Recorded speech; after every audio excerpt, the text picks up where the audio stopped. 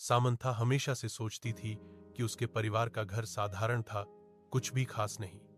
एक शांत पड़ोस में स्थित यह एक सफेद पिकेट बाड़ और एक अच्छी तरह से बनाए गए बगीचे के साथ एक आरामदायक 2 मंजिला घर था।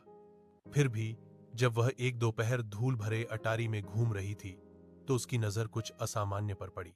दूर कोने में भूली हुई पेटियों के ढेर के नीचे उसने फर्श के तख्तों के नीचे छिपा हुआ एक संकीर्ण ट्रैपडोर देखा। जिज्ञासा जागी, वह घुटने टेक कर बैठ गई और उसे खोला। नीचे स्थित छोटा सीढ़ीदार मार्ग एक धुंधले बासी सुरंग की ओर जाता था। दीवारें पत्थर से बनी थीं और एक धुंधली ठंडी हवा अंदर से फुसफुसाती हुई लग रही थी। दिल की धड़कन तेज होने के साथ सामंथा सावधानी से नीचे उतरी, उसकी टॉर्च अंधेरे को चीरती हुई। सुरंग उसकी उम्मीद से कहीं अधिक लंबी फैली हुई थी, जो पृथ्वी के नीचे मुड़ती और घूमती थी। उसे यह महसूस हो रहा था कि वह अतिक्रमण कर रही है, कि कुछ उसका इंतजार कर रहा था। अनगिनत समय के बाद सुरंग आखिरकार एक छिपे हुए कमरे में खुल गई।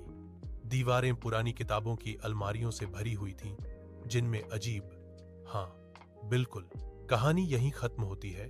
और इसी तरह रोहन का जीवन एक उदाहरण बन गया कि कैसे किसी भी साधारण इंसान के पास भी बड़ा बनने की क्षमता होती है। बस लगातार प्रयास और सही दिशा होनी चाहिए। कमरों के केंद्र में एक पुरानी मेज धूल भरी कागजात और पत्रिकाओं से घिरी हुई थी।